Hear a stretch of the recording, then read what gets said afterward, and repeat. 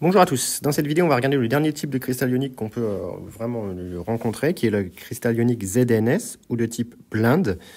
Donc ZNS il est formé d'ions S2- et Zn2+. Les ions S2- vont cristalliser et occuper les nœuds d'une maille CFC.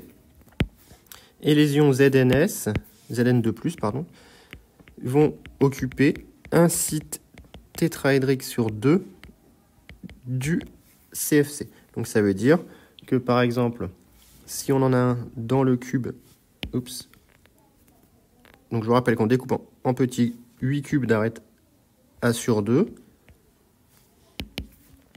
c'est ce qu'on avait fait dans une vidéo précédente pour les sites T, eh bien ils sont au centre de ces cubes. Donc si on en met un dans le cube en bas à gauche, il faudra en mettre un dans le cube au fond, devant à gauche, il faudra le mettre au fond à droite, et puis derrière tout en haut au fond, et enfin devant.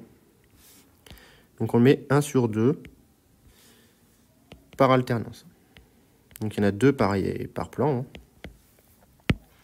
Et donc une fois qu'on a fait ça, on peut vérifier comme d'habitude la neutralité du cristal. Donc on a que la population des ions S2- est égale à 8 fois 1 huitième plus 6 fois 1 demi, comme d'habitude pour la maille CFC. Ça fait 4 ions S2- par maille. Et la population du Zn2+, ben c'est égal à 4 fois 1. C'est donc égal à 4 ions Zn2+ par maille également. Donc on a bien ici la neutralité du cristal. Donc vous voyez bien que c'est la raison pour laquelle on ne peut pas occuper tous les sites T, sinon on aurait un excédent de charge plus par rapport au chargement, et donc le cristal ne serait pas neutre. C'est pour ça qu'ici, on dit qu'on a un site tétraédrique sur 2. Alors au niveau de la coordinance, si on fait la coordinance Zn2+, S2-, ça veut dire que je me place sur un Zn2+, par exemple celui-ci, et je regarde combien il y a l'ion S2- plus proche voisin. Je vous rappelle que par construction, l'ion ici Zn2+ est au centre d'un tétraèdre formé par 4 ions S2-, hein, donc ici on a un tétraèdre, donc on va trouver 4. Et alors c'est un peu moins facile à voir, mais si on se place sur un S2- et qu'on regarde combien il y a de Zn2+ plus proches voisins, eh bien en fait on va en trouver également 4, puisque on a 8 cubes si on se place sur celui-ci.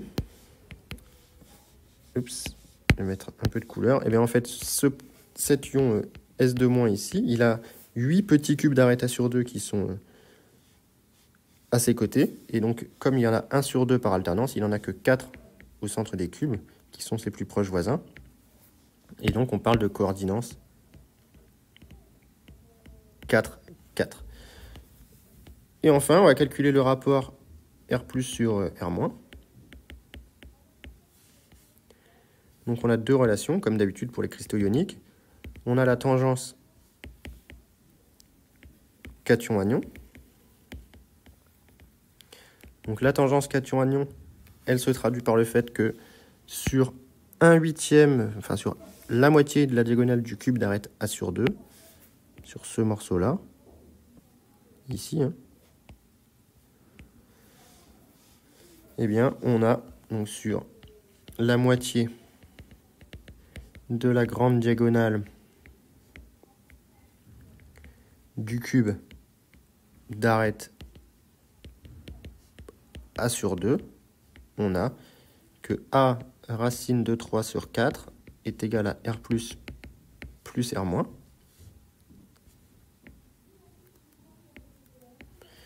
Puisqu'on a un rayon de cation et un rayon d'anion.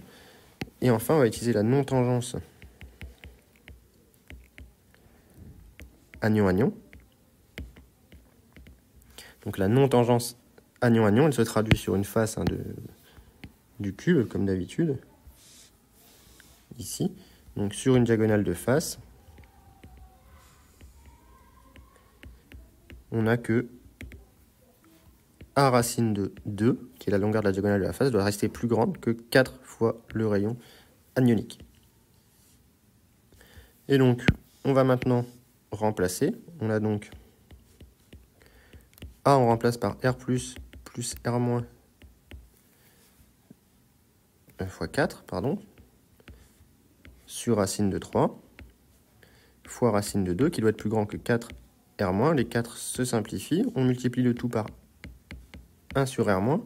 Et on va retrouver le fait que R plus sur R moins doit être plus grand que racine de 3 sur racine de 2, moins 1. Et donc, l'application numérique donne R plus sur R moins plus grand que 0,225. Donc si on fait un bilan des vidéos qu'on a vues, sur le rapport R plus sur R moins, donc on a vu que s'il était compris entre 1 et 0,7, et bien dans ce cas-là, on était en CSCL.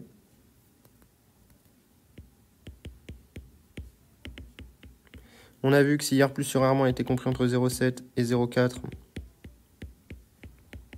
on cristallise en NaCl, et on vient de voir que si R plus sur R moins est plus grand que 0,225 et plus petit que 0,4, eh bien on cristallise sous la forme d'un ZNS.